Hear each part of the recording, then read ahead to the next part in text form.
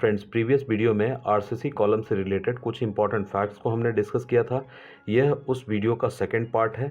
आज के वीडियो में कुछ इंपॉर्टेंट फैक्ट्स को देखते हैं जो कि अक्सर सिविल इंजीनियर से इंटरव्यू में पूछे जाने वाले सवाल होते हैं। Technically important session, civil engineers do not miss it. Video को आखिर तक देखिए।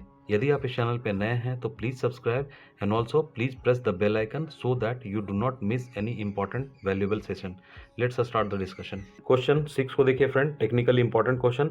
When a compression member is called column और पेडेस्टल, मतलब जब भी एक बिल्डिंग कंस्ट्रक्शन प्रोजेक्ट में जो कंप्रेशन मेंबर है उसको कब हम कॉलम या पेडेस्टल बुलाते हैं।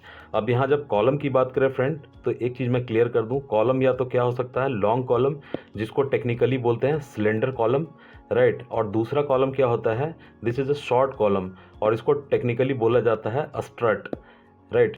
इंडियन स्टैंडर्ड 456 की गाइडलाइन कहती है यदि कंप्रेशन मेंबर की इफेक्टिव लेंथ ज़्यादा हो 3 times least lateral dimension.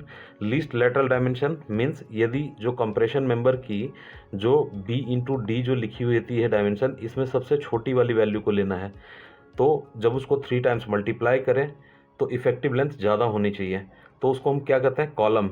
Means it is a long column और शॉर्ट कॉलम।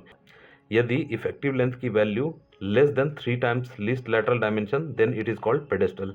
इसके लिए आपको रेफर करना है table number 32 of Indian standard 456/2000। Friend, usually building construction में आप देखेंगे कॉलम की जो कंडीशन होती है वो फर्स्ट वाली होती है, मीन्स बोथ साइड्स फिक्स्ड। ऐसे सिचुएशन में जो थ्योरेटिकल वैल्यू जो इंडियन स्टैंडर्ड बताती है वो कितना होता है, 0.5 इंटू एल। अब एल की बात करें, this is a clear height of the column, right. लेकिन रिकमेंडेड वैल्यू क्या होती है, this is a 0.65 into L. तो इसको लेके हम कैलकुलेशन को करते हैं। फ्रेंड्स, आने वाली वीडियो में मैं आपसे डिस्कस करूंगा low rise building, high rise building and industrial projects में किस तरह से पेडेस्टल को यूज़ किया जाता है, उसको कैलकुलेशन से एंड ड्राइंग से समझेंगे। क्वेश्चन 7 को देखिए, what is the minimum numbers of steel bars to be used in square and circular shape RCC column. तो इंडियन स्टैंडर्ड 456 की गाइडलाइन कहती है कि यदि आप स्क्वायर शेप्ड के कॉलम को यूज़ कर रहे हैं तो कम से कम उसमें 4 सरिया एज अ मेन बार होना चाहिए। यदि आप सर्कुलर शेप कॉलम को यूज़ कर रहे हैं तो कम से कम उसमें 6 number of main steel bar होनी चाहिए। क्वेश्चन 8 को देखिए, technically very important, what is the minimum leg length of main steel bar of RCC column. Friends, construction में आप देखेंगे कि यूजुअली जब आरसीसी कॉलम की मेन स्टील बार को स्टार्ट किया जाता है फ्रॉम फाउंडेशन, या तो फाउंडेशन आपकी आइसोलेटेड फुटिंग हो, कंबाइंड फुटिंग हो या फिर राफ्ट फाउंडेशन हो, यहाँ पे कम से कम जो लेग की लेंथ प्रोवाइड की जाती है this is a 300 mm।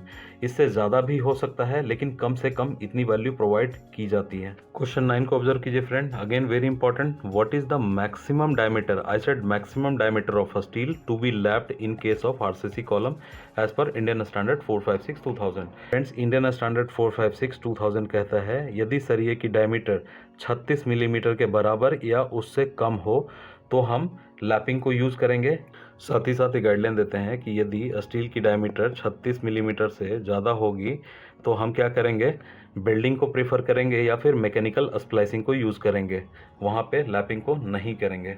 Last question को देखिए friend, technically important and interesting as well, कि साइट पे यूनिट वेट कैसे निकाला जाता है स्टील बार का और इसकी प्रैक्टिकल इंपॉर्टेंस क्या है। फ्रेंड, साइट पे यदि यूनिट वेट की बात करें तो ये 2 मेथड से निकाला जा सकता है। पहला तो क्या हो सकता है, स्टील बार को 1 मीटर की लेंथ काटिए और उसको वे कीजिए, ठीक है, और देखिए कि कितनी उसकी वैल्यू आ रही है। सेकंड मेथड हो सकता है फार्मूला, और जो फार्मूला आपको दिया हुआ है सिंपल सा फार्मूला है, this is D² divided by 162।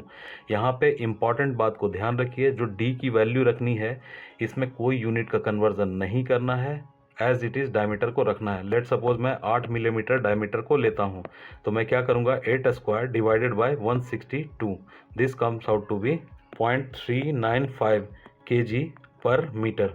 तो इसी तरह से आप किसी भी डायमीटर की स्टील की यूनिट वेट को निकाल सकते हैं। फ्रेंड्स, इस पर्टिकुलर टेक्निकल पैरामीटर की यूज़फुलनेस को समझिए साइड पे क्यों इंपॉर्टेंट होता है।